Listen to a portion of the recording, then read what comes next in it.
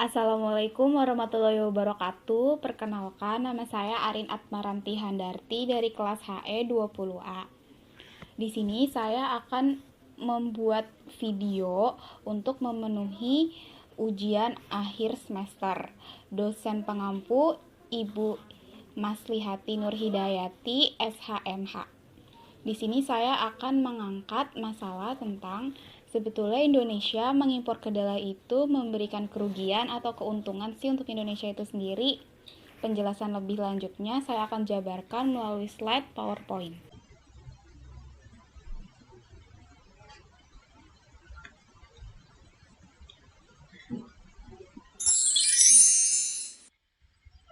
Nah, ini yang nanti akan kita bahas, yaitu impor kedelai apakah merugikan atau menguntungkan Indonesia.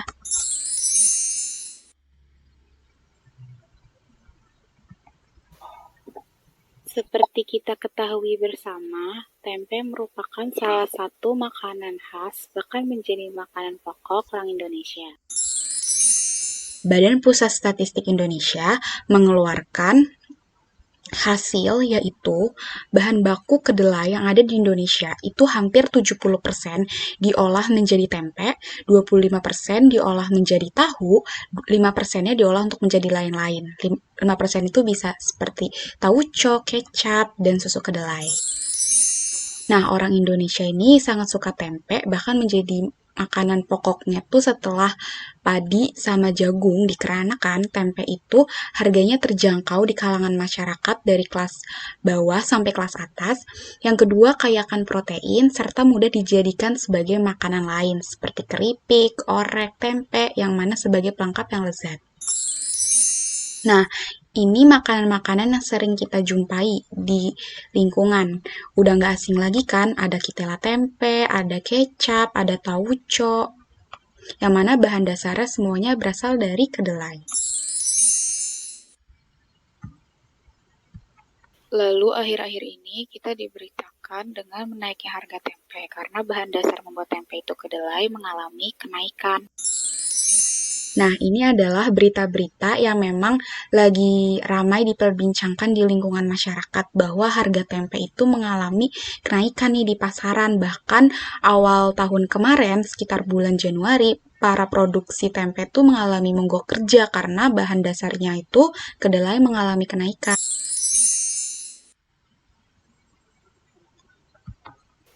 Lalu, apa sih yang menyebabkan harga tempe itu mengalami kenaikan di pasaran? Nah, tempe Indonesia dan kedelai impornya.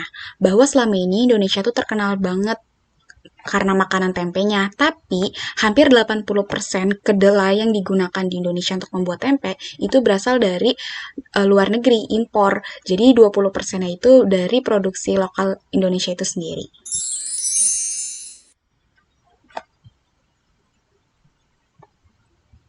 Nah, Amerika sebagai negara adidaya bukan hanya menjadi negara yang memiliki kekuatan besar dalam bidang teknologi, tapi memiliki sumber daya alam yang memang memiliki sinar penyinaran matahari itu lebih dari 12 jam, sehingga bisa dikatakan Amerika Serikat tuh mampu memproduksi kedelai terbesar di dunia. Ini adalah negara yang mampu memproduksi kedelai terbesar di dunia. Bukan hanya Amerika Serikat aja, di benua Amerika ada Brazil, ada Argentina, ada Kanada, bahkan di Asia tuh ada Malaysia.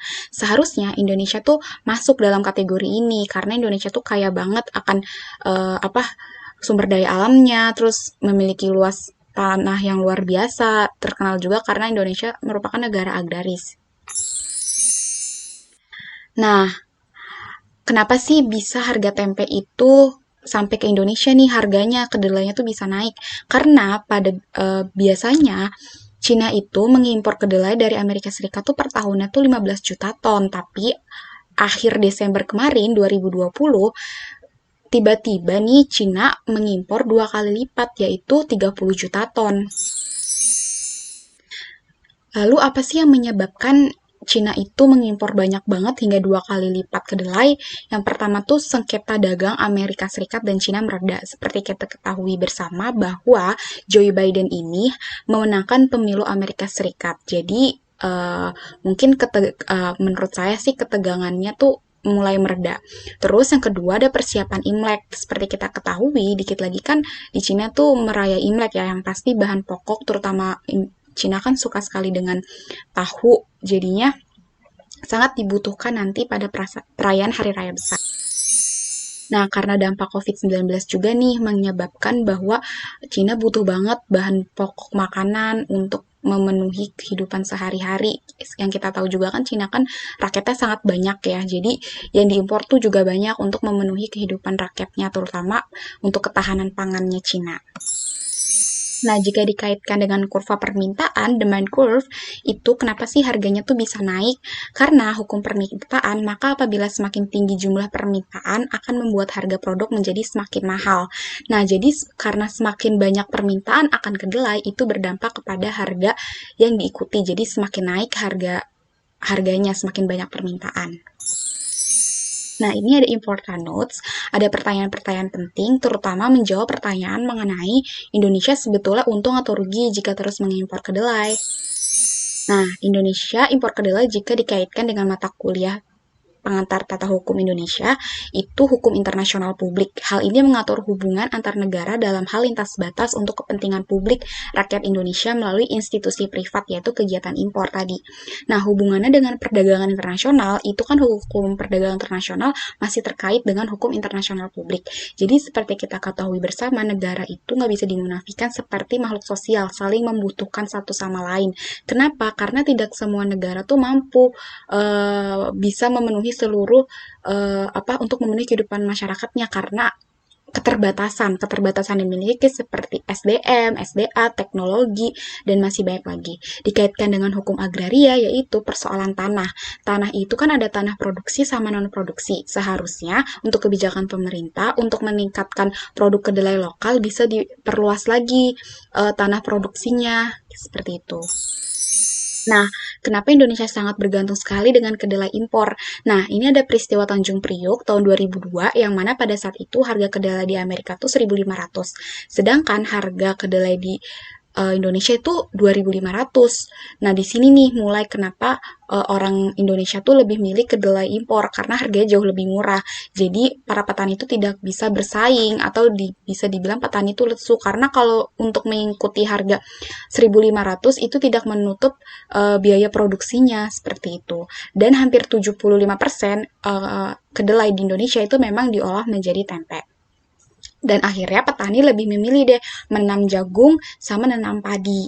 Nah, setelah itu, terus produktivitas di Indonesia terhadap kedelai itu masih minim, bahkan per hektar itu mampu bisa per tahun hanya 800 sampai 900 ribu ton. Ini terkait dengan memaksimalkan pupuk-pupuk.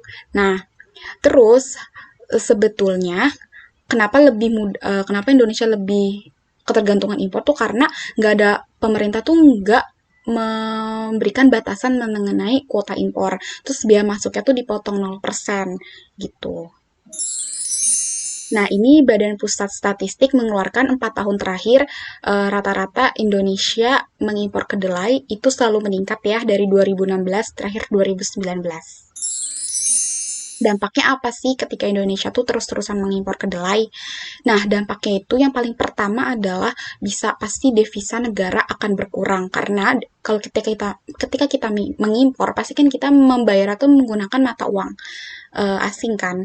Nah, terus nilai rupiah melemah, depresi, sedangkan dolar terapresiasi karena tidak menekan impornya. Iya, ketika kita terlalu banyak impor, otomatis secara tidak langsung uang yang kita pakai rupiah itu harus ditukarkan kepada dolar sehingga permintaan terhadap dolar ini semakin besar, akhirnya dolar itu terapresiasi gitu. Kedelai lokal sulit bersaing di pasaran dengan kedelai impor karena harganya kedelai impor lebih murah. Jelas banget. Di sini seharusnya sih pemerintah bisa melindungi harga petani gitu. Petani juga rugi karena kalau mau disamain dengan harga impor kedelai itu nggak bisa menutup biaya produksinya kayak gitu. Terus juga mematikan usaha lokal, menurunnya semangat petani untuk menanam kedelai. Nah, Indonesia sebetulnya rugi atau untung jika mengimpor kedelai. Nah, sebenarnya kalau untuk jangka pendek karena keterbatasan Indonesia mungkin kebijakan pemerintah tuh butuh waktu yang lama untuk jangka pendek, itu untuk memenuhi kebutuhan masyarakat Indonesia yang sangat amat banyak, itu memang menguntungkan dari sisi jangka pendek. Tapi kalau dari sisi jangka panjang, itu lebih banyak merugikan yang tadi udah saya sebutkan, yaitu devisa negara semakin berkurang, nilai rupiah semakin melemah, terus petani juga kurang diberdayakan untuk bisa menanam kedelai gitu. Nah, apa langkah yang seharusnya diambil pemerintah nih agar menekan impor kedelai yang sudah kecanduan ini? Nah, Undang-Undang 18 tahun 2012 tentang pangan mengatakan bahwa penyelenggaraan pangan dilakukan untuk memenuhi kebutuhan dasar manusia yang memberikan manfaat secara adil, merata, dan berkelanjutan berdasarkan kedaulatan pangan, kemandirian pangan, dan ketahanan pangan. Nah, dimaksud dengan undang-undang ini tentang pangan adalah kemandirian pangan ini adalah Indonesia tuh harus bisa mampu dalam arti dikaitkan dengan impor kedelai ini, jangan terus-terusan bergantung dengan impor gitu, harus bisa menciptakan kemandirian pangan, menciptakan produksi kedelai sendiri untuk mempertahankan ketahanan pangan orang Indonesia. Nah, yang pertama meningkatkan kemampuan produksi pangan secara mandiri, bisa melakukan ekstensifikasi dan produktivitas lahan kedelai, menyediakan pangan yang beraneka ragam dan memenuhi persyaratan keamanan mutu gizi bagi konsumsi masyarakat. Kedelai bukan hanya untuk tempe aja, nanti bisa diolah menjadi susu, bisa diolah menjadi tahu, kecap. Nah, mewujudkan tingkat kecukupan pangan, terutama pangan pokok dengan harga yang wajar dan terjangkau sesuai dengan kebutuhan masyarakat. Nah, pemerintah bisa memberikan subsidi nih harga kedelai maupun importir, bisa memberikan harga yang kompetitif bagi lagi COVID kayak gini, harusnya bisa memberikan harga yang lebih kompetitif kayak gitu. Nah, mempermudah atau meningkatkan akses pangan bagi masyarakat, terutama masyarakat rawan yang pangan akan gizinya. Nah, kadang eh, pemerintah tuh harus benar-benar bisa ya, dalam artian untuk mempertahankan ketahanan pangan kita tuh dengan membuka kemandirian pangan dengan memproduksi lokal sendiri gitu. Meningkatkan nilai tambah dan daya saing komoditas pangan di pasar dalam negeri dan luar negeri. Meningkatkan kesejahteraan petani, nelayan, pembudidaya ikan, dan pelaku usaha pangan. Iya, kesejahteraan petani ini adalah salah satu sumber dari kenapa kita tuh hingga saat ini tuh ketahanan pangan kita tuh bisa terjaga, itu karena petani juga harus perlu diberdayakan, harus diberi perlindungan, terutama masalah harga. Tujuannya apa sih Undang-Undang Nomor 18 Tahun 2012 tentang pangan ini?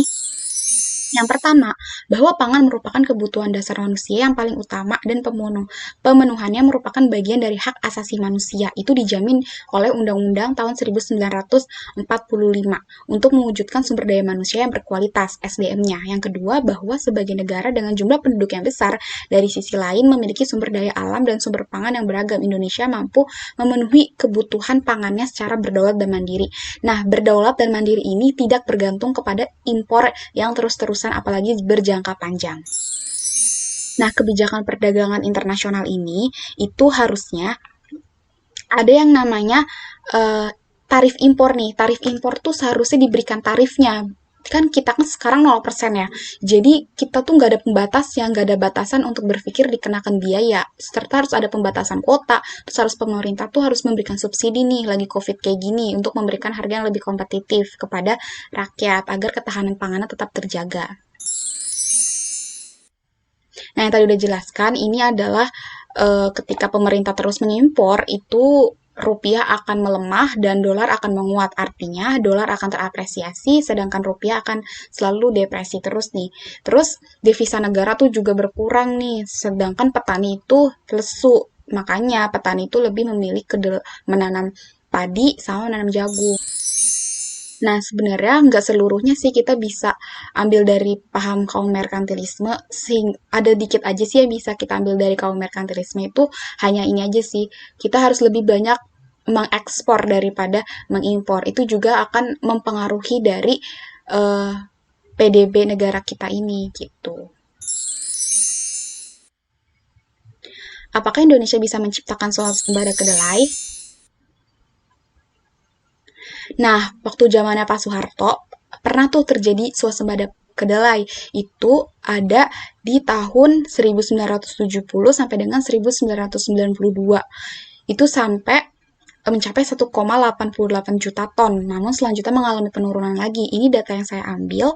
Ini dari sebuah makalah gitu. Nah, swasembada kedelai nih. Bahkan Presiden Jokowi pada tahun 2014 di periode pertama Indonesia Kerja pernah menjanjikan akan melakukan swasembada kedelai. Bahkan tidak segan-segan akan mencopot menterinya jika memang 3 tahun tidak mewujudkan swasembada kedelai. Nah, ini adalah sumber-sumber yang saya dapatkan. Itu paling pertama dari e-book Hukum Perdagangan Internasional, yang kedua dari makalah Supadi Analisis Sosial dan Ekonomi Kebijakan Pertanian.